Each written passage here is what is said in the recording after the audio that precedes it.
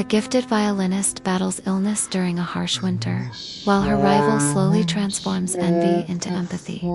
Their fragile connection deepens as music, ambition, and vulnerability intertwine inside the cold conservatory. The first chill of winter had settled, deep into the bones of the city by the time I stepped through the wrought iron gates of the conservatory. Snowflakes drifted lazily downward, dusting the cobblestones with a fragile white, and the breath of the morning air hung visible in soft, fleeting clouds around my scarf. The grandeur of the building was undiminished by the frost. Its classical columns and arched windows gleamed faintly under the pale sun, promising warmth and refuge from the cold. Yet, inside me there was a colder kind of tension, a mix of hope, envy, and something I dared not name. I pulled my coat tighter, the fabric thin but layered over the muted tones I preferred, and glanced down the hall toward the practice rooms where the day's rehearsals would begin. The conservatory was a place of relentless pursuit, a crucible where talent was both forged and tested. For years, I had dreamed of this stage, of outshining every rival and stepping into the light. But my ambitions had always been shadowed by one figure, Clara. She was already there, her slender form tucked into a corner of the main hall, her violin resting lightly under her chin. I watched as her bow moved with a precision that seemed almost otherworldly, drawing from the strings a melody that was at once piercing and fragile. The notes hung in the air like frost on a window pane, delicate, crystalline, and fleeting. I had heard her play countless times, yet each performance carried a new weight, a haunting beauty that made the world around her seem still and cold. But it wasn't just her music that held my attention. Clara herself appeared impossibly fragile against the grandeur of the conservatory. Her skin was pale, almost translucent, and the way she moved, careful, measured, suggested a body not yet fully cooperating with the demands she placed upon it. I had seen the way she sometimes paused, the faint hitch in her breath, the quick glance away when others looked too closely. It was as if beneath that poised exterior lay a storm she fought to contain. I tried to focus on my own practice, unpacking my violin with hands that trembled less from cold than from nerves. The familiar weight of the instrument was both a comfort and a burden. I wanted to be better than Clara, not just in skill but in spirit. Yet, as I listened to her play, a complex knot of emotions tightened in my chest. Admiration, jealousy, and a strange, helpless empathy tangled together, making it hard to breathe. Professor Alden entered the hall quietly, his presence commanding but gentle. He was a man of few words, sharp-eyed and patient, with a lifetime etched into the lines on his face, and the tweed jacket he wore so habitually. His gaze swept over the room, briefly resting on Clara before settling on me.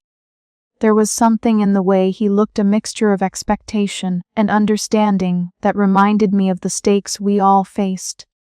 "The winter is harsh this year," he said softly, his voice carrying the weight of experience.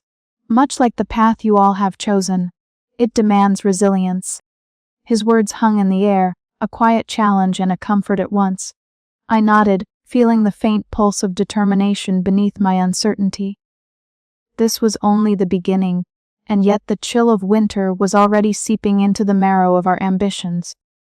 As the morning wore on, the conservatory began to fill with the sounds of strings and breath, the clash of bows, and the soft murmur of students preparing.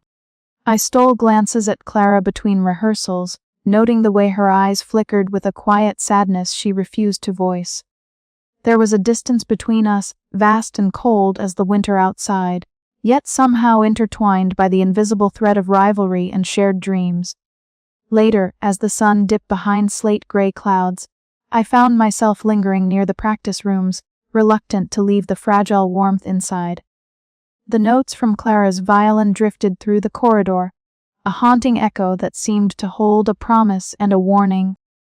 I realized then that this winter would not only test our fingers and breath, but the very core of our resolve. And as the frost crept upon the windows, I understood that in the quiet battle between us, it was not just music being played, but the fragile symphony of human strength and vulnerability. The cold would only deepen, and with it, the complexities of admiration and envy, hope and despair. I was caught at winter's threshold, not yet certain if I would step forward into the light or be consumed by the shadows cast by Clara's fragile brilliance. Yet one thing was clear: the story we were about to write together would be etched in the silence between the notes, in the spaces where music and life intertwined. I took a deep breath, the sharp air filling my lungs, and prepared to face the day and the rival who had become, unwillingly, the axis of my world. The conservatory's corridors echoed faintly with the muffled footsteps of students hurrying to their next commitments. Outside, the winter wind bit at the windows, sending a shiver through the ancient stone walls. Inside, the atmosphere was thick with the scent of rosin and cold air, a tangible mix that clung to the instruments and the worn benches. Today marked the beginning of the rehearsal period for the upcoming concert, a crucible where talent would be tested and ambitions laid bare. I arrived early, as usual, to claim my spot in the rehearsal room, a small but well-lit chamber lined with mirrors that caught the pale winter light filtering through frosted panes. The chill seeped in despite the radiator's low hum, and I pulled my scarf tighter, watching as the other students trickled in, their breath visible in the cold air. Clara was already there. She sat near the window, her violin cradled gently beneath her chin, fingers poised like a dancer's, ready to leap.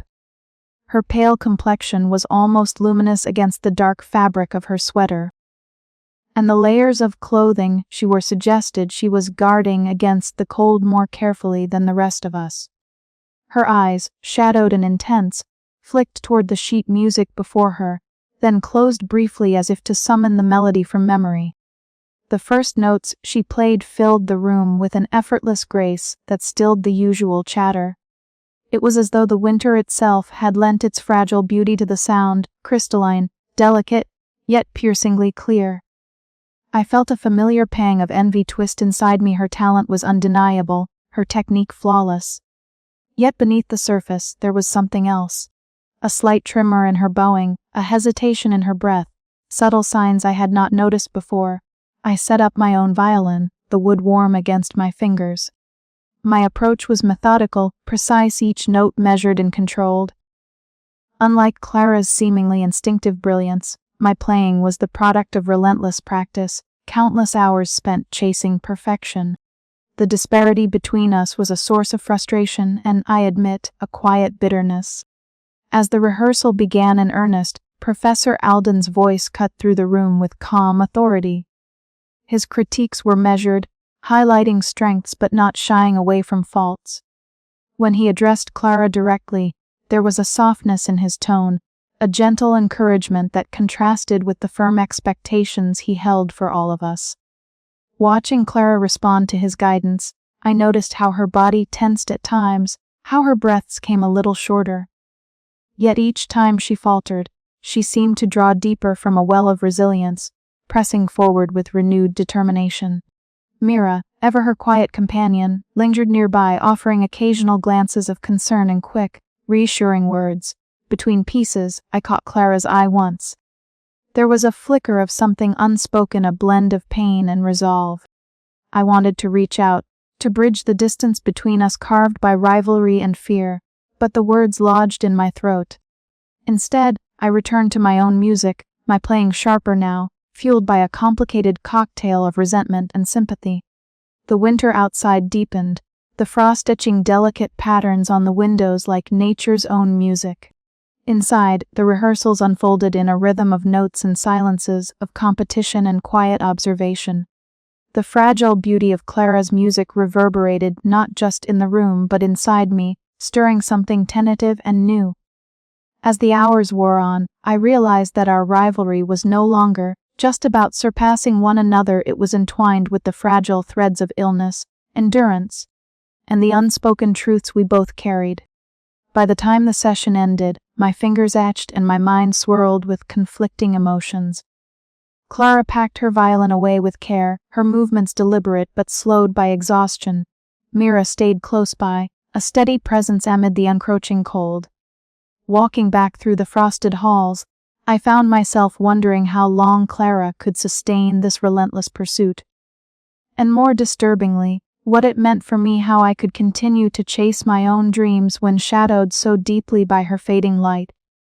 The rivalry that had once been a clear battlefield had grown murky, layered with empathy and uncertainty. The winter's chill was no longer just a backdrop, but a symbol of the fragility that defined us both. And as I prepared to return home, the question lingered, in this frozen landscape of ambition and frailty, where did I stand? The coming days promised more rehearsals, more music, and inevitably, more revelations. But for now, the silence that followed the final note was heavy and full of meaning, a prelude to the complex symphony that awaited us all. And so, with a breath caught between hope and dread, I stepped into the cold once more, the echo of Clara's melody lingering like frost upon the winter air. The rehearsal room was cold, the kind of cold that seemed to seep into the bones rather than just chill the skin. Frost traced delicate patterns along the window panes, framing the pale morning light that filtered in with a muted glow. I stood among the other students, clutching my violin, its familiar weight a small comfort against the biting chill. Clara was already there, her figure slumped slightly against the backdrop of the worn wooden floorboards. She wore her usual layers, thick sweaters beneath a heavy coat, as if trying to ward off the winter not only outside, but also the creeping weakness within. The air was thick with anticipation, the tension between us palpable yet unspoken. Our eyes met briefly, hers distant, shadowed by an almost imperceptible wariness. Mine guarded, a flicker of envy caught in the depths. We were rivals, yes, but in this moment, something fragile hovered between us, like the first tentative notes of a melody yet to be fully formed. Professor Alden entered quietly, his presence commanding yet unassuming. His sharp eyes behind round glasses swept over us, settling finally on Clara with a flicker of concern that he masked expertly behind a neutral expression. He gave a slight nod and gestured for us to begin. The first notes filled the room, clear, precise, and haunting. Clara's violin sang with a purity that seemed almost otherworldly, each phrase delicately etched with a poignant vulnerability. But then, as the piece progressed, I noticed the subtle hitch in her breath, the slight tremor in her fingers. Her bow faltered for a moment, and a shallow cough escaped her lips, quickly stifled. I caught my breath, torn between admiration and a pang of helplessness. Here was Clara, the prodigy whose talent had long overshadowed my own, revealing a crack in her seemingly flawless facade. The music continued, weaving around the room, binding us all in a fragile tapestry of sound and silence. Yet beneath the surface, I sensed the isolation that her illness imposed, the private battle she waged with each note she played. Professor Alden's steady gaze never wavered. He motioned us through the movements with subtle cues, his voice low but firm when he finally spoke during a brief pause. Remember, technique is the vessel, but it is the emotion that gives life to the music. Do not let the cold distract you. Let it sharpen your senses instead. His words hung in the air, a reminder of the delicate balance we all struggled to maintain between control and surrender, ambition and empathy. As the rehearsal resumed, I found myself listening differently, attuned not only to the notes but to the breaths, the silences, the unspoken struggles hidden in the spaces between. Clara's playing grew more tentative as the session wore on, her breath shorter, her posture more rigid. Yet there was a fierce determination in her eyes, a refusal to yield even as her body betrayed her. I watched her closely, feeling the complicated knot of emotions tighten within me, envy, yes, but also a profound respect that unsettled the foundation of our rivalry. At one point, our bows met in a fleeting moment of unison, the vibrations resonating through the wood and strings. A brief harmony between two competitors caught in the same unfolding drama. The final chord lingered, hanging in the cold air like a fragile promise, before dissolving into silence. The room felt emptier then, the echo of the music replaced by the heavy weight of unspoken truths. Clara lowered her violin slowly, her pale face flushed with effort. Our eyes met again, and for the first time, I saw not a rival but a fellow traveler on a precarious path, bound by the shared fragility of our dreams and the relentless passage of winter. As we packed away our instruments, Professor Alden approached me quietly. "You're regrowing, more than just technically," he said, his voice a low murmur. "You're beginning to hear what lies beneath the notes. That understanding will carry you further than any competition." I nodded, the cold still biting at my skin but a strange warmth kindling inside. The echoes in the hall were no longer just music, they were the fragile rhythms of life itself, whispered between breaths, shadows, and strings. And as the winter deepened outside, so too did the subtle shifts within me, the beginnings of a new kind of empathy that neither Clara nor I could yet fully name. The next rehearsal would come soon enough, bringing with it more notes, more silence, and the ever-present question: how long could brilliance endure beneath the weight of winter's chill? I clutched my violin tighter, ready to find out. The chill of winter had settled deep within the conservatory's stone walls, seeping into its very marrow. I found myself once again in the common lounge, a space usually humming with the low chatter of students, and the occasional laughter that punctuated long hours of practice. But tonight, a quiet unease had draped over the room like a thin veil, fragile and almost imperceptible. Clara was there, as always, yet somehow more distant than before. She sat alone in a shadowed corner beneath the pale glow of a single lamp, the fragile outlines of her figure softened by the layers of a heavy coat. Her violin case rested beside her, the polished wood reflecting the pale winter light filtering through the frost-laced windows.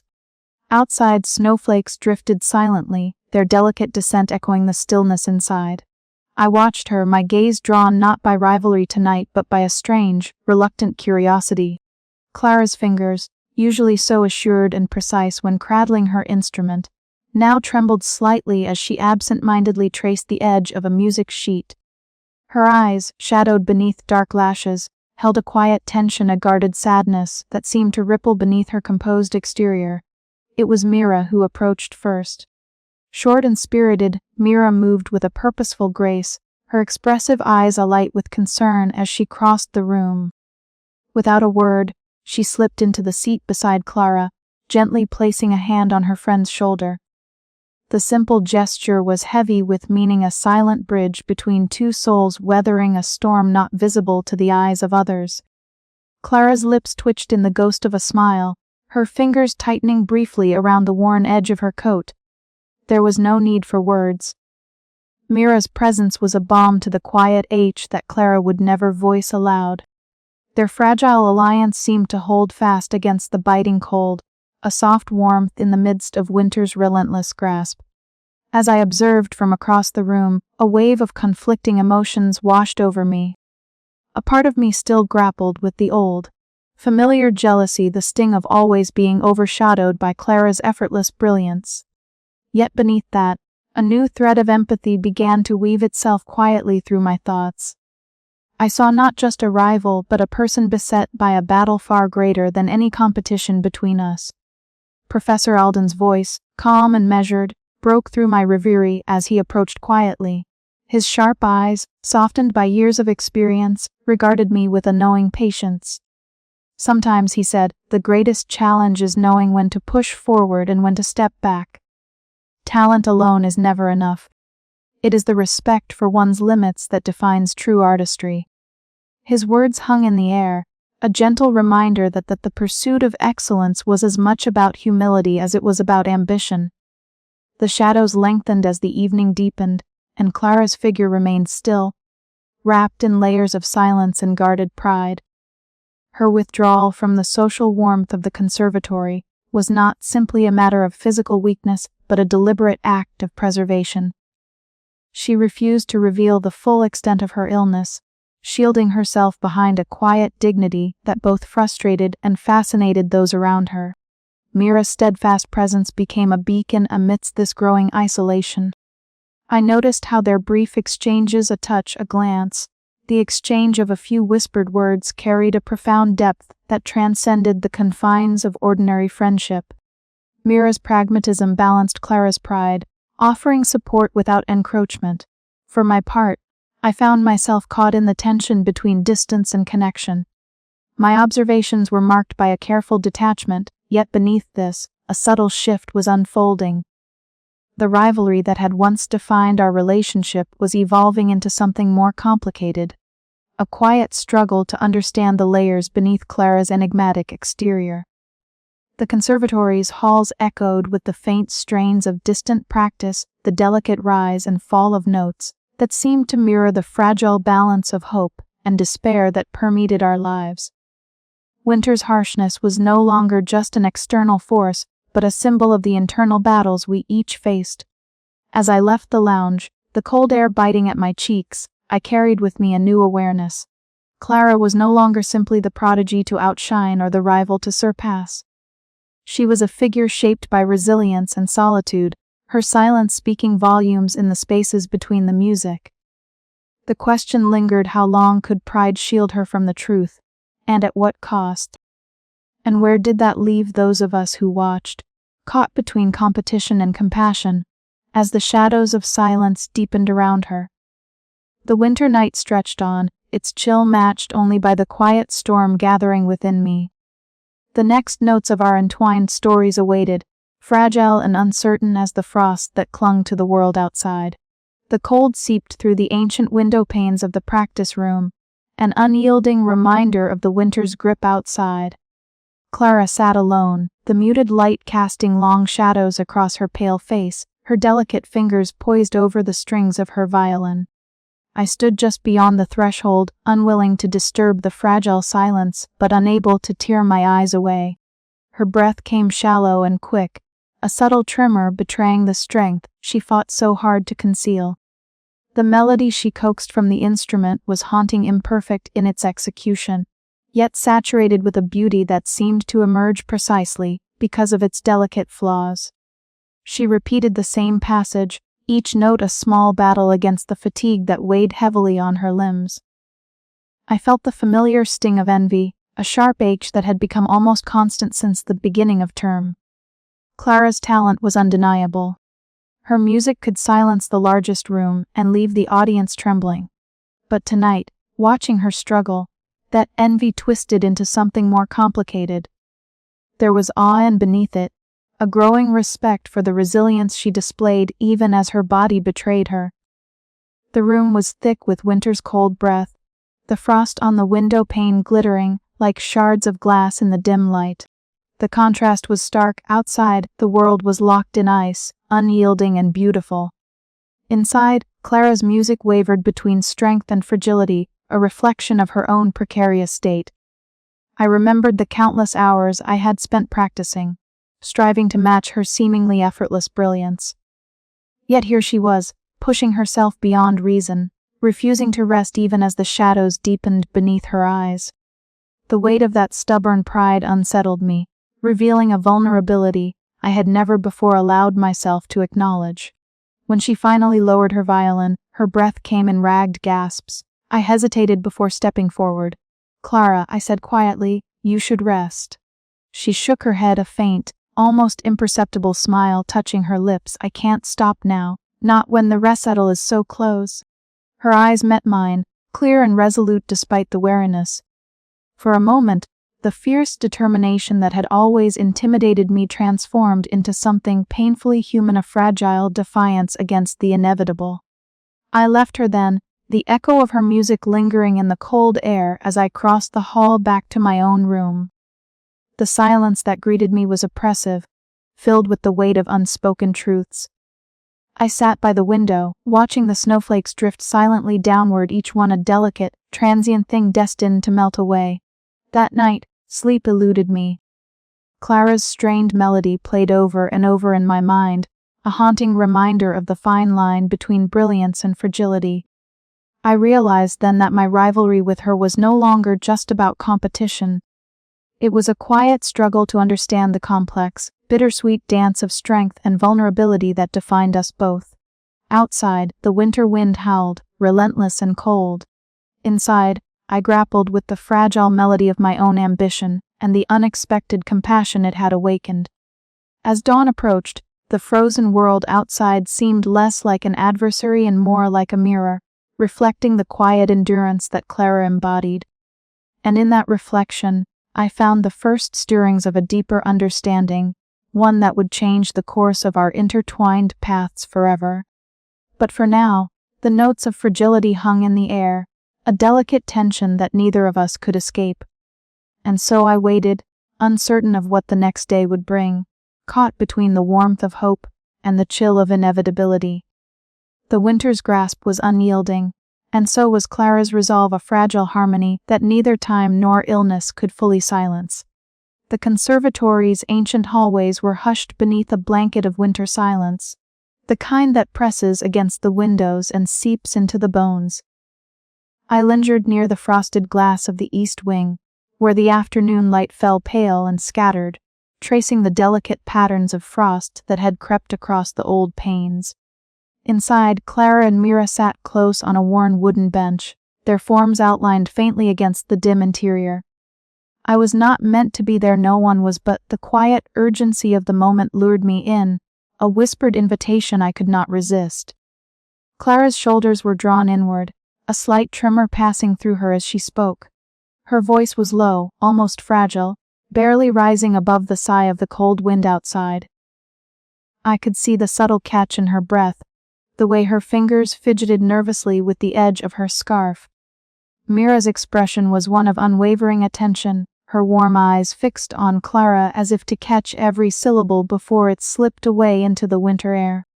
"I don't want them to see me like this," Clara murmured, her gaze dropping to the floor. "Not broken, not weak." Mira's hand found Clara's, a gentle touch that seemed to anchor them both against the chill. "They don't see everything," she said softly. "But you don't have to carry it alone." The words struck me with a sudden weight. For so long, I had seen Clara only as a rival and untouchable figure of brilliance whose light cast me into shadow. Yet here she was, stripped of performance and pretense, revealing the quiet fractures beneath the surface. The illness that had haunted her steps, the exhaustion that clouded her eyes, it was all laid bare in that small, stolen conversation. Outside, the sound of a violin echoed faintly from another room, its notes weaving through the silence like fragile threads of warmth. I pressed my palm against the cold glass, feeling the chill seep into my skin, a stark contrast to the fragile heat of Clara's confession. The music, imperfect and tentative, felt like a voice struggling to be heard amidst the vast quiet. I wanted to retreat, to leave them their moment of privacy. But something held me in place, a growing sense of empathy that tangled with my old envy, knotting tight in my chest. I realized then that Clara's struggle was not just a battle against illness, but a fight to preserve the very essence of her identity. The music that defined her and the legacy she sought to leave. Mira's words lingered in the air long after Clara's voice faltered into silence. "You re stronger than you know," she whispered, "and I'll be here, every step." The winter light began to fade, shadows deepening around the edges of the room, and creeping across the frost-covered glass where I stood. Snowflakes drifted down softly, settling like whispered promises on the windowsill. It was a moment suspended in time, fragile, beautiful, and etchingly real. As I turned away, the weight of what I had heard settled over me like a slow thaw. The rivalry that had defined us was no longer a simple contest of talent or ambition. It was a complex dance of vulnerability and strength, of admiration and fear. Beneath the ice of my jealousy, a new understanding was beginning to form, delicate as the first crack of dawn on a frozen lake. I walked back toward the heart of the conservatory, the echoes of their voices, and the faint strains of violin music weaving through my thoughts. What did it mean to be strong when every note felt like a battle? Could I carry this empathy without losing myself? The questions hung in the air, unanswered but insistent, as the winter deepened outside and the fragile beauty of Clara's world held fast against the cold. The path ahead was uncertain, shadowed by illness and the weight of unspoken fears. Yet beneath the ice, something vital stirred, a quiet resilience that neither of us could yet name. And in that moment, I understood that our story was no longer one of simple rivalry, but of shared fragility and enduring grace. The chill of winter pressed close as I stepped into the corridor, but inside me, a small warmth kindled, a fragile hope that perhaps, in understanding Clara's pain, I might find a way to reconcile my own. The music would go on, imperfect and beautiful, like the fragile frost that clings to the darkest corners of the conservatory's cold halls. And so would we. I paused at the threshold of the practice room, the faint hum of tuning strings drifting through the air like a promise. Tomorrow held its own uncertainties, but tonight, beneath the ice, something had shifted. The rivalry, the envy, the silence, they all seemed a little less cold. And as I closed the door behind me, I carried with me the fragile light of a moment that would linger long after the winter had passed. The afternoon sunlight, pale and filtered through the frost-lined panes of the conservatory's rehearsal hall, cast long, cold shadows across the polished wooden floor. The air was thick with the scent of old varnish, rosin, and the faint, lingering chill of winter that seeped in through the drafty windows. The room was alive with the soft, tentative strains of violins, each note a fragile thread weaving through the silence. Clara stood near the center, her delicate frame outlined by layers of wool and silk, her pale hand steady on the neck of her violin. Her eyes were fixed, distant yet intense, as her bow began to draw a melody that seemed to shimmer like frost on glass. I watched from the corner, fingers twitching with tension, heart pounding not in rhythm with the music but with a sudden, inexplicable unease. Clara's playing was exquisite, as always, each note imbued with a haunting clarity that sent shivers down my spine. Yet, beneath the beauty, I saw it, the slight hitch in her breath, the subtle tremor in her wrist, the shadow that flickered behind her eyes. The winter's chill was not just outside, it had taken root within her. Midway through the piece, her bow faltered. A wavering note hung in the air, a fragile crack in the melody. I stepped forward, breath caught in my throat, as Clara's fingers slackened on the strings. Her chest rose and fell in shallow, uneven gasps. Then, as if the weight of the cold had finally claimed her, she swayed and collapsed to the floor with a soft thud that echoed like a breaking icicle. The room fell deathly silent. The other students froze, their expressions etched with shock and disbelief. The music, once so alive, was now a brittle stillness that pressed against my ribs. I was on my feet instantly, crossing the distance in hurried strides, kneeling beside her. Her skin was ice cold to the touch, her fingers pale and trembling. I reached out, unsure whether to hold her hand or steady her violin, but she barely registered my presence, her eyes half-lidded and glazed with fatigue. Professor Alden was at my side in moments, his sharp eyes softening behind his glasses as he examined Clara with practiced calm. "She's overexerted herself," he murmured, voice low but resolute. "We must get her to rest immediately." Mira appeared then, her small frame moving swiftly but gently as she crouched beside Clara, whispering reassuring words I could scarcely catch. The warmth in Mira's voice contrasted sharply with the cold that had settled over the room. I watched, helpless and hollow, as she cradled Clara's head, shielding her from the harshness of the moment.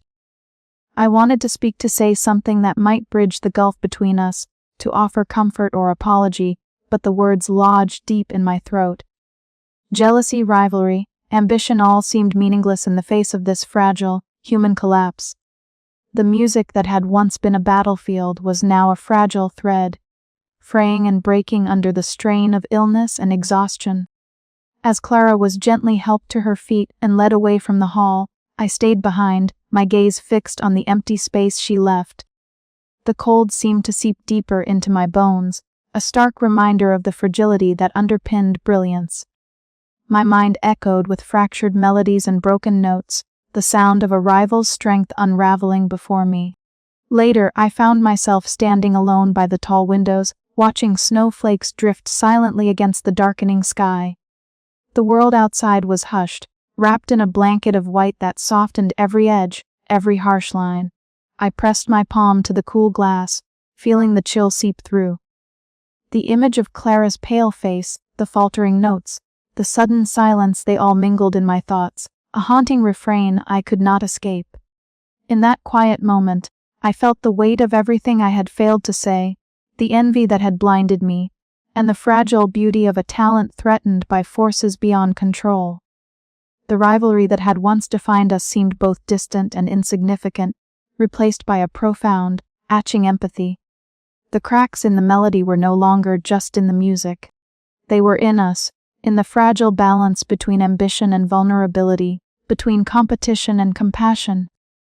The winter had laid bare the limits of endurance, and in that revelation, something new began to take root within me, a quiet understanding that some battles are not won by strength alone, but by the grace with which we endure the inevitable decline. The room, the music, the cold, they all whispered this truth as I turned away from the window, determined to see Clara not just as a rival, but as a fellow traveler on this fragile, fleeting journey. And as the snow continued to fall, soft and relentless, I felt the first stirrings of a hope that perhaps, in the cracks of our broken melodies, there might still be a song worth hearing. But the path ahead was uncertain, and the winter's chill was far from over. The next steps would test us all, not just as musicians, but as human beings grappling with the delicate, fragile threads that bind us to life and to each other. And so, as the echo of that fractured rehearsal faded into the silence, I braced myself for what was to come, knowing that nothing would ever be quite the same again. The gray morning light seeped through the frost-coated windows of the conservatory's small medical consultation room, casting a muted glow over the polished floor. I sat beside Clara, whose pale hands rested limply on her lap, her breath shallow and uneven. The scent of antiseptic hung thick in the air, a sharp contrast to the rich, warm wood of the violin cases stacked against the walls. Across from us, Duras Levin, a physician with calm eyes and a careful manner, unfolded the latest report on Clara's condition. His voice was low, measured, and tinged with the kind of restraint one cultivates when speaking truths too heavy to bear outright. Her respiratory function has declined since the last assessment, he said slowly, glancing at Clara before meeting my eyes. The risk of overexertion is significant, and while she may still perform, the frequency and intensity must be carefully moderated. Clara nodded subtly, her gaze fixed on a single point just beyond the window. I could see the faint tremor in her fingers despite her effort to remain composed. The room grew silent, save for the soft tick of the wall clock, each second marking an unforgiving passage of time. Later that afternoon, I found myself in the conservatory's administration office, a room heavy with dark wood panels and the faint scent of old books. Dean Harrow sat behind his polished desk, his expression unreadable beneath the furrow of his brows. Around him, a small group of faculty members gathered, their faces a mixture of concern and professional detachment. "We must consider the institution's reputation," Harrow began, his voice steady but edged with urgency. "Clara is not only a student, she is a symbol of our excellence. Her performances draw acclaim and attention, yet we cannot ignore the reality of her condition." A murmur of agreement and dissent rippled through the room. Professor Alden, seated near the window, adjusted his glasses and spoke softly. "Pushing her too hard could cause irreversible harm. We owe it to her as an artist, and as a person to prioritize her well-being." Harrow's gaze flicked between the faces of the faculty. "I understand, but there is also a responsibility to our patrons, the public. We cannot simply remove her from the stage without a plan for what follows." The tension was palpable, a delicate balance between care and ambition, compassion and obligation. I listened, feeling the weight of it press against my chest like the cold winter air outside. That evening, I passed Clara in the practice rooms. The hall was dim, lit only by the pale glow of a single lamp. She sat on a worn wooden stool, violin cradled beneath her chin. Her bow moved hesitantly across the strings, each note quivering with the fragility of her breath. I watched, a pang of sorrow tightening in my throat as the soft rasp of her inhalations mingled with the faint echo of music. The beauty of her playing was undiminished, yet every phrase seemed to carry the weight of her body's betrayal. I wanted to speak, to offer comfort or understanding, but the words lodged in my throat. Instead, I merely stood in the doorway, a silent witness to the quiet struggle unfolding before me. Days later, the snow began to fall in earnest, blanketing the conservatory grounds in a hush of white. I walked alone along the frost-crusted paths, the crunch of ice beneath my boots the only sound in the stillness. The cold seeped through my coat, biting at my fingers and cheeks, a physical reminder of the inevitability we all faced. As I trudged beneath the skeletal branches of the bare trees, my mind turned over the conversations, the silences, the unspoken fears that hung like frost in the air. How fragile was brilliance, I wondered, how thin the line between perseverance and surrender. The conservatory, with its lofty halls and soaring ambitions, suddenly felt less like a sanctuary and more like a fragile glass vessel, trembling beneath the weight of winter's breath. Returning indoors, I found myself drawn to the quiet corners where music lingered unseen. The sound of a distant piano, the rustle of sheet music, the faintest echo of a bow against strings. These were the fragile threads that bound us, Clara, myself, and the others, to a world both beautiful and cruel. In that fragile space, I understood that the struggle was no longer just between us as rivals. It was a battle against time, against the slow erosion of life and art. And in that understanding, a new kind of empathy began to take root within me, one that would shape the days to come. But even as I embraced this somber truth, a lingering question remained. How much could we ask of someone whose very breath was a gift that might soon be taken away? The answer, I suspected, would reveal itself in the cold, unyielding days ahead, as winter's breath whispered through the halls of the conservatory. The rehearsal room felt colder than usual, the breath of the winter seeping in through cracks in the ancient window panes. I sat on the edge of a worn wooden bench, my violin resting loosely on my knee, forgotten for the moment. The faint and even notes from Clara's violin echoed faintly, each one a fragile thread in the dense stillness. Her playing was no longer the flawless cascade of sound that had once made my blood stir with envy and awe. It was fragmented, hesitant, and yet, somehow, etchingly beautiful. I watched her from the corner, the pale light casting shadows that deepened the hollows beneath her eyes. Clara's fingers trembled as they pressed the strings, and her breath came in shallow gasps that seemed out of place in the rhythm of the music. The silence between her notes was as telling as the notes themselves, a delicate pause that seemed to stretch into infinity. It was as if the music was no longer just about sound, but about the spaces where sound failed, about the fragility that lies beneath every effort to create something lasting. My own bow felt heavy and cumbersome in my hand, weighed down by thoughts I hadn't dared face before. I had always believed that music was a pursuit of perfection, a relentless climb toward an unreachable summit of technical mastery and expressive power. But now, watching Clara struggle to coax beauty from her weakening body, I began to understand that there was another kind of music, one that lived in imperfection. In the quiet interludes where the human spirit faltered but still reached out. Professor Alden stood near the back of the room, his arms folded, his sharp eyes hidden behind his glasses as he observed the rehearsal with a quiet gravity. He had always been a constant presence, a steady hand guiding us through the stormy seas of our ambitions. But today his usual reassuring demeanor was tinged with something softer, a recognition of the limits we all faced. I saw the faintest nod of acknowledgement when Clara's bow faltered, a silent concession to the truth we could no longer deny. Mira moved quietly beside Clara during a brief pause in the music, her small frame a contrast to the grand, cold space around them. She leaned in, offering a whispered encouragement, a smile that seemed to carry warmth beyond the winter's chill.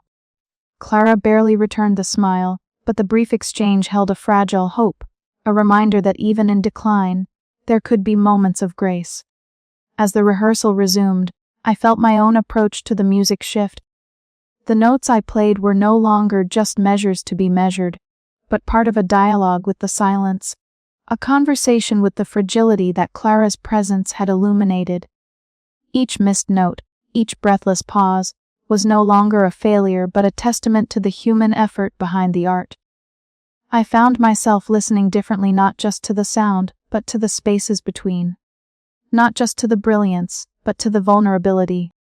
It was a revelation that unsettled me, dissolving the walls I had built around my ambition and jealousy. Clara's music, with all its imperfections, had become a mirror reflecting my own hidden fears and hopes. The day's light waned, and the cold seemed to deepen around us, but inside the rehearsal room, something had shifted. The harsh competition that had once defined my relationship with Clara softened into a quiet reverence. I realized that the music we made was not just about triumph or defeat, but about the fragile threads that connect us, the moments of silence, the breathless pauses, the unspoken acknowledgments of resilience. As I packed my violin away, the lingering sound of Clara's tentative melody stayed with me, a haunting echo that would not fade. It was a quiet interlude in the symphony of our lives, a moment suspended in time, where the boundaries between rivalry and empathy blurred, leaving only the fragile beauty of human struggle. And as I stepped out into the sharp winter air, I carried with me a new understanding that music, like life itself, was not about flawless execution, but about the grace found in imperfection and the courage to continue playing, even when the strings threatened to break. The coming days promised more challenges, but I was no longer afraid to face them with this fragile hope in my heart. The quiet interlude had passed, but its lessons would resonate long after the last note had faded.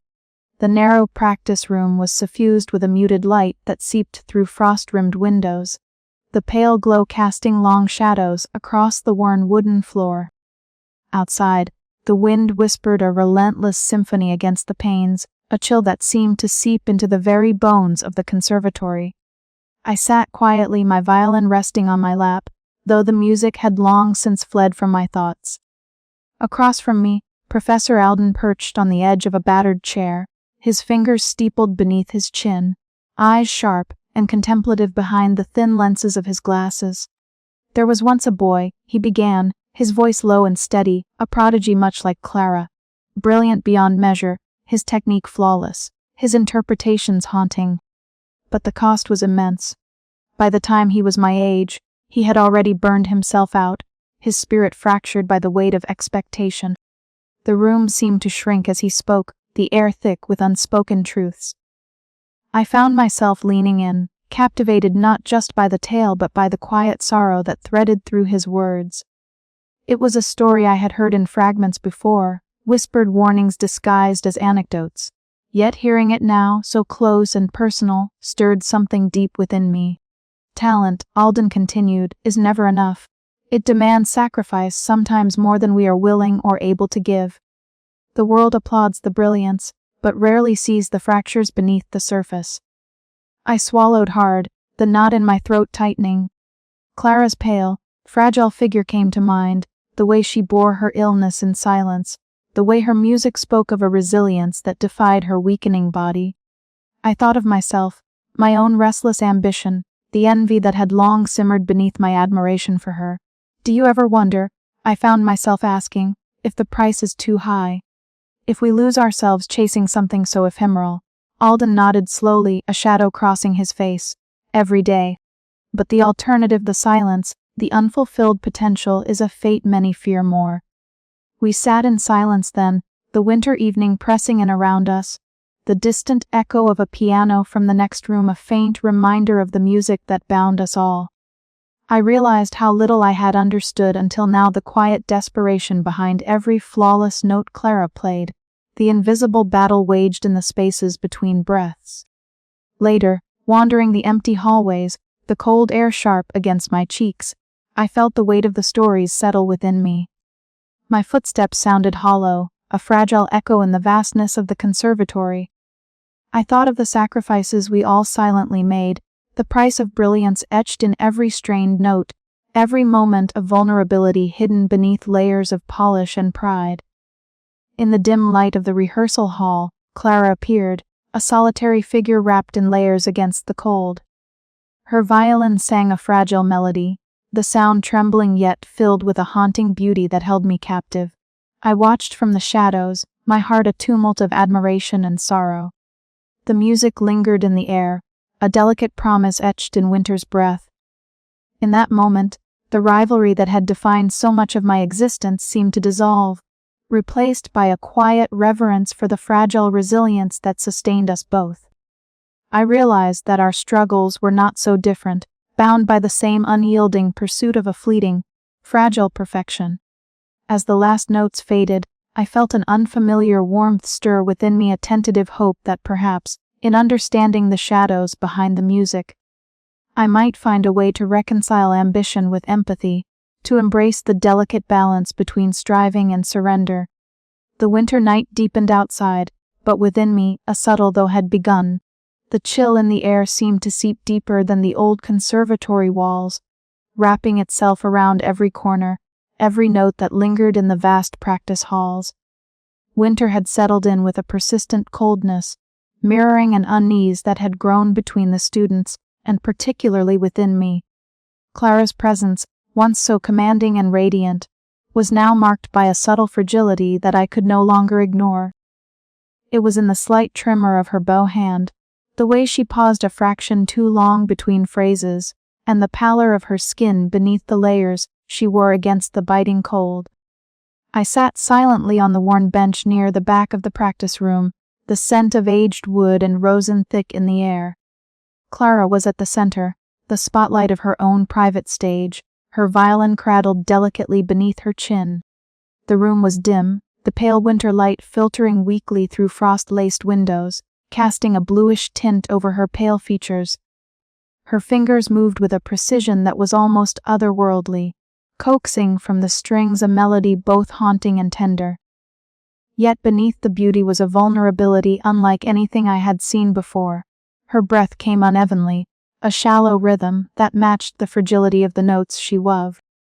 I could see the faint sheen of sweat on her brow despite the chill, the subtle catch in her throat as she forced herself to continue.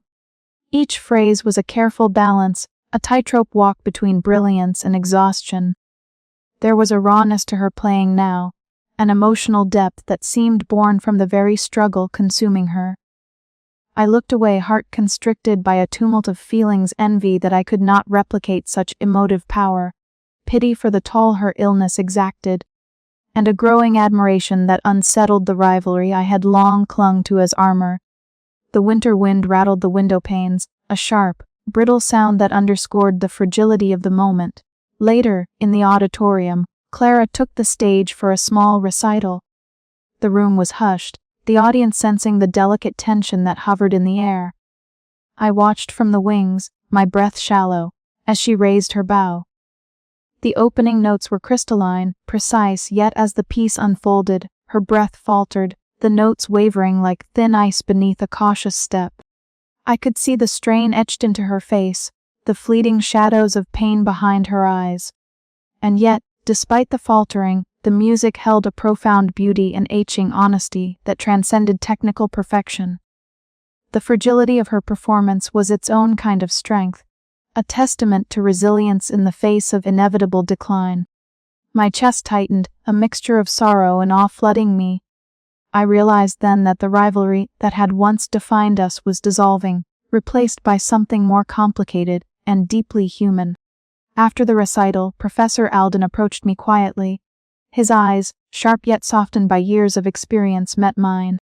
"There is a cost to genius," he said softly, voice low enough to be heard only between us.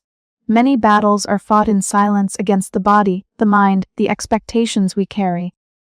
It is not just talent that defines an artist, but the courage to confront those battles." His words lingered, a sober reminder of the unseen struggles that lay beneath the surface of brilliance. I nodded, the weight of his insight settling within me. The cold outside seemed less biting now, replaced by a contemplative stillness that echoed the quiet battles we all faced. In the days that followed, snow fell relentlessly, blanketing the conservatory grounds in a soft, suffocating silence. The world outside seemed suspended in a frozen moment, a mirror to the isolation Clara and I both felt. Our interactions grew sparse, layered with unspoken understanding and the fragile thread of empathy that had begun to weave between us. I found myself lingering longer in the practice rooms, drawn by the echo of Clara's music and the complex emotions it stirred. The rivalry that once burned so fiercely had thawed into a quiet reckoning, a recognition of the shared fragility that bound us. As winter deepened, so did my understanding not just of Clara's struggle, but of my own identity as a musician and as a person. The chill within was no longer just the cold, that seeped through the conservatory walls, but the profound awareness of life's delicate balance. It was a moment suspended between loss and hope, competition and compassion, silence and song. And as I listened to the fragile strains of Clara's violin, I knew that this winter would leave its mark on us both, shaping the music we carried forward and the stories we would tell in its wake. What remains now is not a rivalry defined by ambition alone, but a shared journey through the bitter cold, toward a fragile, enduring light. The recital hall was awash in a cold, pale light that seemed to seep from the winter sky itself, filtering through the high-frosted windows and settling over the rows of polished wood seats and the stage like a thin layer of ice. The air inside was heavy with expectation, a fragile silence that vibrated with the collective breath of the audience, their anticipation as taut as the strings of the instruments waiting to sing.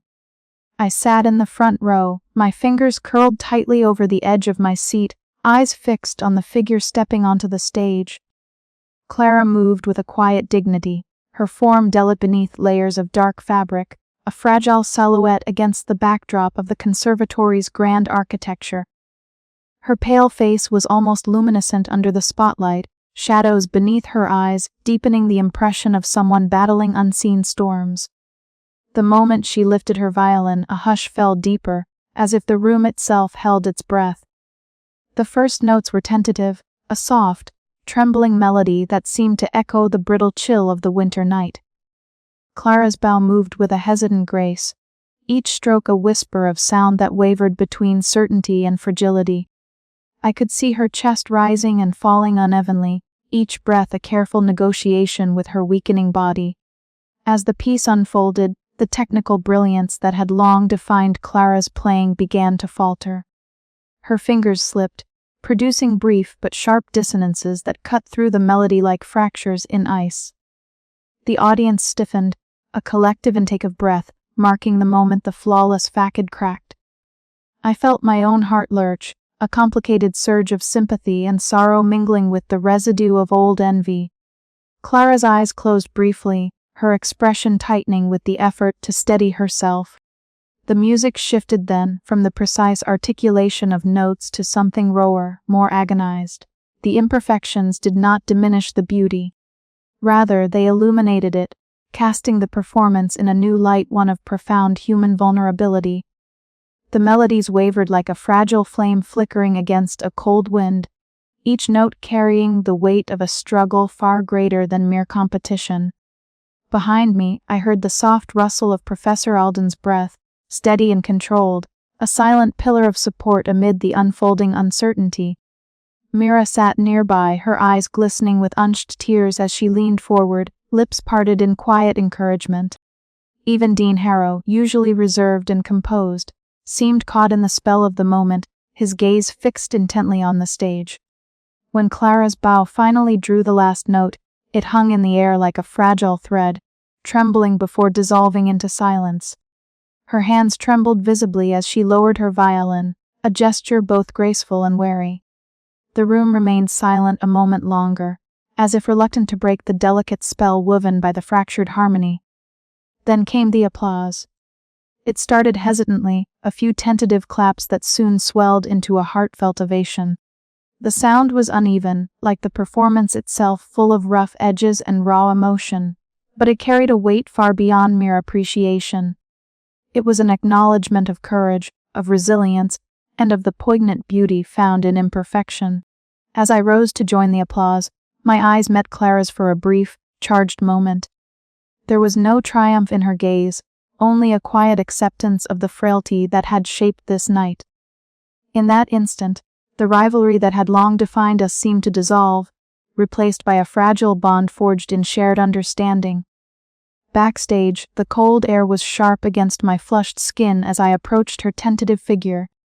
Clara's breath came in shallow gaps, and she leaned heavily against the wall, the weight of the performance and her illness pressing down with equal force. "You were incredible," I said softly, the words feeling both inadequate and necessary. She managed a faint smile, one tinged with exhaustion and something else, perhaps relief. "Not flawless," she whispered, voice rough but steady, "but honest. I nodded, the word resonating deeply. The recital had been a fracture, a breaking of the polished surface to reveal the fragile core beneath. It was a reminder that brilliance was not the absence of weakness, but the courage to persist despite it. That night, as winter deepened outside and the conservatory's walls held their breath, I understood that our struggle was no longer a simple contest of skill. It had become a meditation on the limits of the human spirit, the delicate balance between strength and fragility, and the enduring power of music to express what words could not. The echo of Clara's fractured harmony lingered long after the applause faded, a haunting melody that would shape the rest of my journey in ways I was only beginning to comprehend. As I left the hall, the cold night air felt less bitter, tempered by a fragile warmth born of shared vulnerability and the unspoken promise of resilience. The winter recital had changed everything, and in that change, I found the first fragile threads of a new understanding, one that would challenge my ambitions, reshape my identity, and bind me to Clara's fading light in ways I could never have imagined. But even as I stepped into the night, the question hovered, fragile and persistent. How could I honor this broken brilliance without losing myself in its shadow? The answer, like the music we both sought to master, lay somewhere between the notes, delicate, uncertain, and profoundly human. And so the strings of winter played on, weaving a tale of fracture and grace, of endings and beginnings, beneath a sky heavy with falling snow. The day after the recital hung heavy in the air, like a single, fragile note suspended long after its sound had faded. The conservatory was quieter than usual, corridors emptied of their usual bustle, as if the building itself was holding its breath. I found myself wandering through the familiar halls, each step echoing beneath the high ceilings, my thoughts tangled and restless. Clara's absence was palpable, a hollow space where her presence had once filled every corner with a delicate intensity. I made my way to the practice rooms, the places where so many hours had been spent in pursuit of perfection, and where Clara's music had seemed both a beacon and a challenge. Opening the door to the farthest room, I saw her immediately seated in a chair by the frost-covered window, her violin resting silently beside her on the worn wooden floor. The pale winter light filtered through the glass, casting fragile shadows that danced across her face and traced the delicate contours of her pale skin. She looked smaller somehow, diminished not just by the illness that had gnawed at her strength but by the weight of the choice she carried. She did not look up as I entered, and I hesitated, unsure whether my presence was intrusion or comfort. The silence stretched between us, heavy yet unspoken. Finally she spoke, her voice barely above a whisper. "I can't do this anymore. Not here. Not like this." Her words were simple but carried the weight of 1,000 rehearsals, of relentless effort and creeping exhaustion. I wanted to say something, words of encouragement, of protest, of understanding, but found only the quiet acknowledgement of shared pain. Instead, I sat at a respectful distance, letting the silence fill the space between us, a fragile bridge built not of rivalry, but of something closer to kinship. Later, Mira found me in the hallway. Her eyes were bright, yet shadowed with the same sadness I felt. Together, we stepped outside onto the cold stone bench beneath the overhang, where our breaths formed small clouds in the winter air. The world around us was hushed, the recent snow dusting the ground and muffling sound, as if nature itself conspired to hold this moment still. "She's so brave," Mira said softly, her gaze fixed on the snowflakes drifting lazily down. "To keep playing, to keep fighting, even when each note must cost her more than the last." I nodded, the envy I had long harbored dissolving into a quiet respect. I never understood what that meant before, how much strength it takes to be fragile. Our conversation lingered on Clara's resilience and the invisible battles she fought, revealing layers of loyalty and love beneath the surface of competition. Mira spoke of the delicate balance between independence and support, of the need to let Clara make her own choices even when they threatened to break her. As the afternoon waned, I walked back through the grand hallway, now empty and echoing with the ghost of the winter recital. The fractured notes, the breathless pauses, The raw emotion each memory played softly in my mind, a haunting melody that refused to fade. The recital had been a moment of reckoning, not just for Clara, but for all of us who bore witness to her struggle. It was a reminder of the limits of human endurance, and the fragile beauty that arises when those limits are met with grace. Outside, the snow began to fall in earnest, coating the stone steps and window panes in a delicate white veil. The cold air stung my cheeks, but beneath the chill, I felt a subtle warmth growing within me, a thawing of old resentments, and a quiet hope that something new could emerge from the ashes of rivalry. Clara's decision to withdraw was not an end, but a transformation.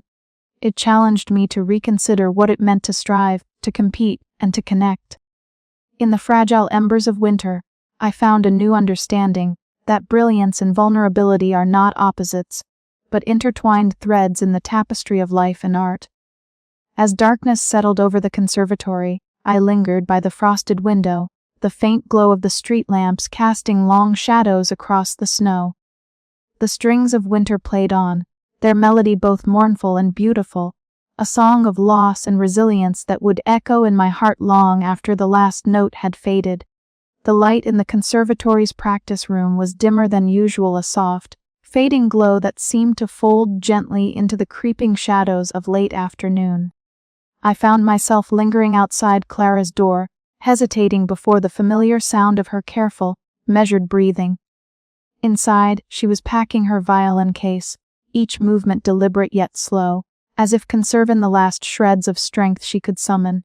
The room was sparse, the only traces of warmth coming from the faded music sheets scattered across the worn desk, and the subtle scent of aged wood mingled with something faintly medicinal. Our eyes met briefly as I stepped in, the world narrowing to that quiet exchange.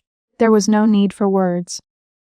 The air between us was thick with everything left unsaid, the rivalry that had once burned fiercely, now softened into a silent acknowledgement of shared endurance. Clara's pale face, framed by wisps of hair tucked carefully beneath her scarf, held a fragile dignity that I had come to admire, even envy, in these final days. "It's almost over," she said softly, voice barely above a whisper, yet carrying the weight of countless rehearsals and performances etched into every syllable. "Yes," I replied, the word feeling inadequate, a feeble echo of the complex emotions roiling beneath my calm exterior. The silence settled comfortably between us, a rare reprieve from the tension of competition and the relentless march of her illness.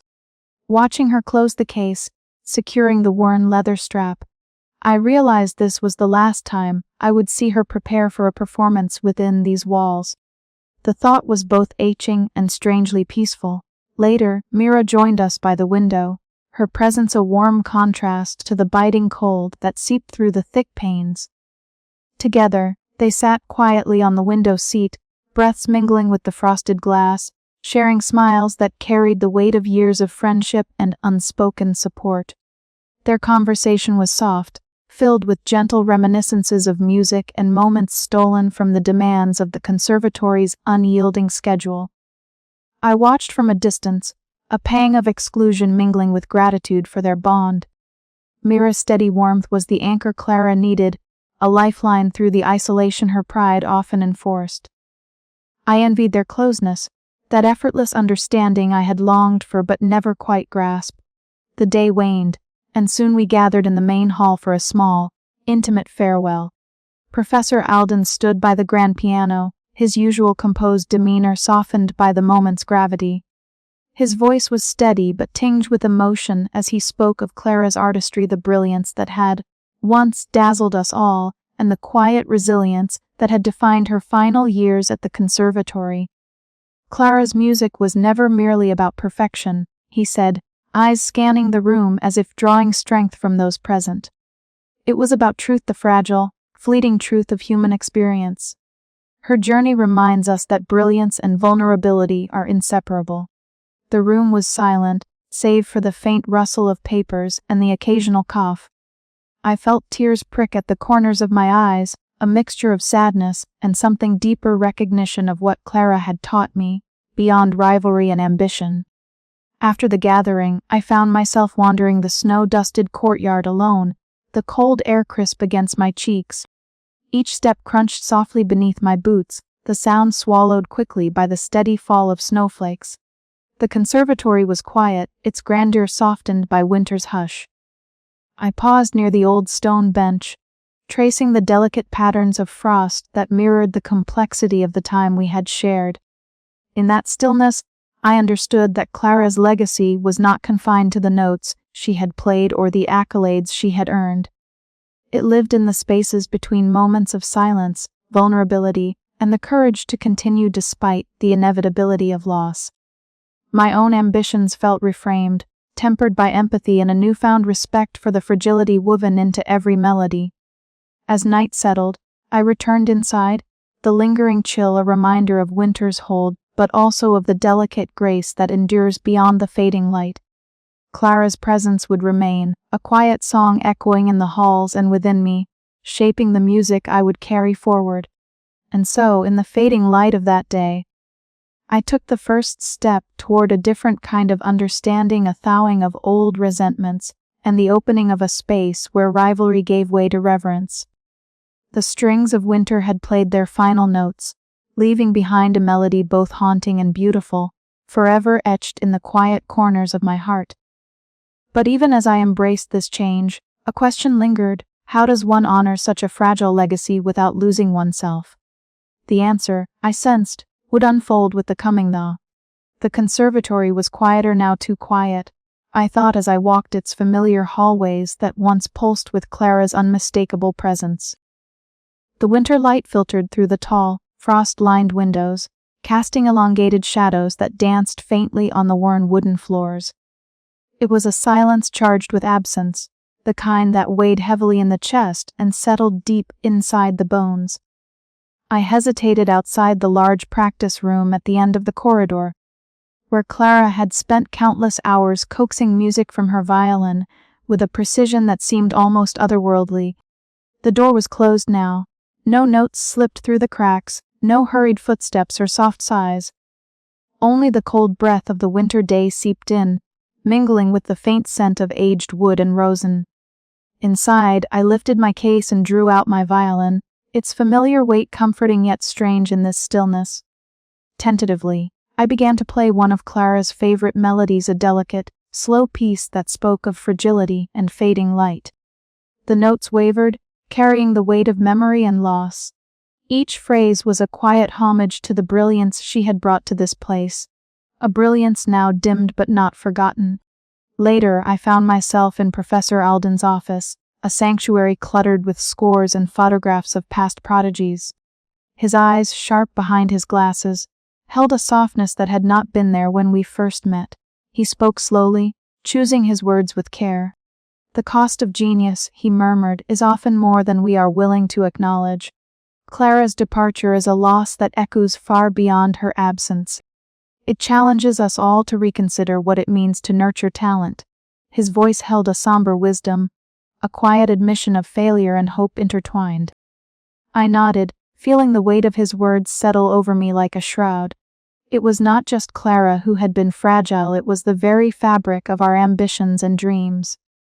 Outside, the winter wind rattled the panes, carrying with it a cold that seemed to seep into the bones of the building itself. Mira met me in the courtyard, her breath visible in the frigid air, eyes bright with a mixture of sorrow and resolve. We spoke little at first, the silence between us filled with shared understanding. Then, cautiously, we spoke of Clara, not just her absence, but the enduring imprint of her courage and grace. Her music, Mira said softly, was more than notes. It was a story of resilience, even in decline. I looked at her, the truth of those words resonating deep within me. My rivalry with Clara, once a fierce competition, had transformed into something far more complex. In her leaving, I was left to carry not just the memory of her talent, but the fragile beauty of her struggle. Back in my own room, I sat by the window, watching the snow fall in slow, relentless sheets. The world outside was still and white, a blank canvas etched with the delicate tracery of frost. In that stillness, I felt a quiet stirring within, a thawing of old resentments, a tentative hope for what might yet be reclaimed. The conservatory would continue without Clara, its halls echoing with the ghosts of music past and the promise of new voices yet to rise. As for me, I knew that my path forward would be irrevocably changed. No longer driven solely by ambition or envy, I sought now to embrace the fragility and resilience that Clara had revealed. Winter's silence was no longer a void but a space for reflection and renewal. The strings of winter, once cold and brittle, began to hum softly beneath my fingers, singing a song of endurance and quiet grace. And as I played, I understood at last the music was never just about perfection. It was about the fragile beauty of moments, fleeting yet eternal, and the human heart that dared to reach for them. The chapter closed on this note of bittersweet acceptance, a delicate promise that even in absence, the echoes of the past could shape the future. My fingers lingered on the strings, ready to begin again. The low glow of the conservatory's evening light filtered through the frost-etched windows as I sat alone in the practice room. The familiar scent of varnished wood and cold air settling around me like a delicate shroud. The violin rested lightly against my collarbone, its polished surface cool beneath my fingers. Yet it was not the instrument I held that occupied my mind, but the echo of Clara's final recital, her notes lingering in the air, fragile and haunting, like the last breath of winter before the thaw. I closed my eyes, recalling the tremor in her bow, the uneven cadence of her breath, but above all, the raw emotion she had poured into that fractured performance. It was as if the music itself had become a living thing, fragile and fleeting, yet impossibly beautiful. For a long moment, I sat in silence, feeling the weight of absence and memory intertwine. Professor Alden's footsteps approached softly. He paused at the doorway, his gaze steady but kind. "She left something behind," he said quietly, as if sharing a secret. "Not just music, but a lesson in the cost of brilliance and the courage it demands." His words stirred something deep within me, a blend of sorrow and gratitude that I hadn't expected to feel. The rivalry that had once consumed me now seemed a distant frost, melting away to reveal a clearer, more compassionate clarity. Later, Mira found me after rehearsal, her eyes bright despite the weariness that shadowed her face. "She would want you to carry on," she said softly. "Not to compete, but to understand what it means to create something fragile and real." Her words settled over me like a warm shawl. In that moment, I recognized the true nature of ambition not as a battle for dominance, but as a delicate dance with vulnerability and resilience. Walking home under the pale winter sun, the frost crunching beneath my feet, I felt the cold bite less sharply than before. The season's harshness remained, but so did its quiet beauty, a reminder that fragility and strength are intertwined, shaping the music we play and the lives we lead. As I entered my room, I took up my violin with renewed purpose. Clara's presence was no longer a shadow to escape, but a light to guide me. The strings whispered beneath my bow, carrying the echoes of winter's fragile song into the promise of a new spring. With each note, I felt the thawing of old resentments, replaced by a delicate hope, a hope that music, like life, can endure even in the face of inevitable loss. And in that fragile endurance, I found my own voice, at last ready to be heard. The quiet stillness of the night held no answers, only possibilities, and with the dawn I would begin anew. The cold had settled deep into the bones of the conservatory, the winter chill lingering like an unspoken tension that had followed me throughout the past months. The corridors seemed longer now, walls closing in with the weight of memories and silent regrets. I found myself retreating more often to the dimly lit practice rooms, those small sanctuaries where sound was both refuge and confession. On this particular afternoon, the faint hum of a violin drifted through the hallways, a ghost of Clara's once effortless brilliance. Or perhaps a student trying to fill the space she had left behind. Sitting alone, my hands trembled as they hovered uncertainly over the strings. The notes I drew out were fragile, hesitant, as if each vibration carried the weight of my tangled emotions. Jealousy, once a fierce flame, now flickered weakly beneath the surface, mingling with something softer, more complex. I had spent so long measuring myself against Clara's shadow, caught between envy and admiration, that I scarcely knew who I was without that rivalry. And yet, now that the shadow had grown thinner, almost transparent, a strange light filtered through one that hinted at hope. Later, I found myself in the faculty lounge, its worn armchairs and muted lighting a stark contrast to the icy world outside. Professor Alden sat across from me, his eyes sharp but kind behind his glasses. He spoke quietly, weaving a story of his own youth, of ambition tempered by loss, of brilliance shadowed by pain. His voice held neither judgment nor pity, only a steady warmth that seemed to thaw the frost within me. "We all carry burdens," he said softly, "not just in our music but in our hearts. It's how we face them that shapes the music we make." I nodded, feeling the truth of his words seep into my bones. The walls I had built around my feelings began to crumble, revealing vulnerabilities I had long denied. For the first time, I allowed myself to glimpse the human beneath the competitor, the fragile thread connecting us all. The next day brought a different kind of revelation. Mira and I walked through the conservatory's frost-coated gardens, the crisp air biting at our cheeks as our breath formed fleeting clouds in the pale sunlight. Our conversation was tentative at first, skirted around the edges of what we each felt but dared not say aloud. Then slowly, the words came, candid reflections on Clara's courage, on our own fears and regrets, on the strange, shifting territory between rivalry and friendship. "She was so much more than just a prodigy," Mira said, her voice low and steady. "And you were learning to see that now." I met her gaze, the tension between us easing like the first thaw of spring. It was not a sudden transformation but a subtle shift. A delicate melting of old resentments into something like understanding. Back inside the practice hall, I lifted my violin once more. The melody I played was tentative, wavering with uncertainty, but it did not break. Each note was a fragile thread, weaving a new tapestry from the remnants of winter's grip. In that moment, I felt the thawing of resentment within me, a fragile, tentative hope that perhaps I could move forward, not as Clara's rival, but as an artist shaped by empathy and resilience. The journey ahead was uncertain, and the shadows of the past would not vanish overnight. But as the music filled the room, delicate and unsteady, I knew that the first steps toward healing had been taken. The winter within me was slowly giving way to the promise of spring. And yet, even as I played, a question lingered in the air, as elusive and haunting as the fading notes. Could I truly reconcile my envy with this newfound empathy and move forward with authenticity? Or would the shadows continue to shape the music of my life? The answer, like the melody itself, remained unwritten, waiting patiently in the silence that followed.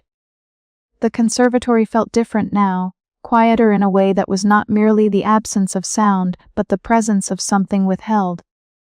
The chill in the air carried a sharper edge, a frost that seemed to settle deeper into the bone. I stood alone in the great hall, the place where Clara had played her final recital just days before. The benches, once filled with eager listeners, were empty, and the grand piano sat silent, its polished surface reflecting the pale light filtering through frost-lined windows. The faint echo of her music, the fragile, haunting notes that had captivated us all, lingered still, as if the winter itself had absorbed her melody. I wrapped my coat tighter around me, the fabric heavy and warm, a stark contrast to the memory of Clara's delicate presence.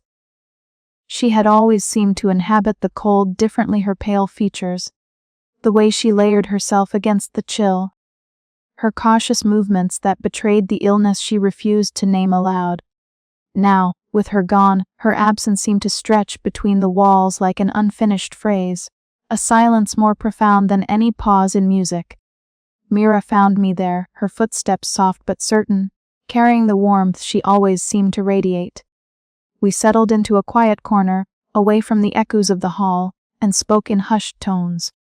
Our conversation was a weaving of memories, Clara's relentless pursuit of perfection, her refusal to yield to weakness, and the subtle moments when her fa-aid cracked to reveal the girl beneath. I confessed the tangled emotions that had gripped me throughout our shared journey, the envy that once burned fiercely, the reluctant admiration that grew alongside it, and the helplessness I felt watching her fade. Mira listened with understanding, her eyes reflecting the complexity of our shared loss. She spoke of Clara's courage, of the dignity she maintained even as her body betrayed her, and of the quiet strength in accepting help when it could no longer be avoided. Our words were a balm, stitching together the frayed edges of grief and respect. Later, I encountered Professor Alden in the practice rooms. His usual stern demeanor softened, and for a fleeting moment, a gentle smile crossed his face. It was an expression that spoke of countless prodigies nurtured and lost, of the sacrifices demanded by genius and the legacy each left behind. He did not speak of Clara's illness or her departure. Instead, his look was an acknowledgement of the unspoken bond forged through shared understanding. That evening, with the winter sun dipping low behind the distant hills, I took up my violin in the solitude of my room. The strings felt cold beneath my fingers, a reminder of the season that had framed our story. As I played, my bow traced tentative melodies, imperfect and fragile, yet imbued with a newfound depth. Each note was a reconciliation of past resentments and present compassion, a delicate balance between vulnerability and resilience. The music filled the room, weaving through the shadows and light, carrying with it the echoes of Clara's spirit. In that moment, I understood that our rivalry had not been a contest to be won, but a shared passage through the ephemeral nature of brilliance and fragility. The strings of winter had bound us together in a silent harmony, one that would resonate long after the season's chill had passed. As the final note faded, I lowered my violin and let the silence settle around me. The future was uncertain, but I felt a quiet resolve stirring within, a commitment to carry forward the lessons etched in frost and melody, to embrace the delicate beauty of impermanence, and to honor the fragile grace that had defined our intertwined paths. The winter was ending, but its strings would play on within me, a bittersweet refrain that would shape the music of my life.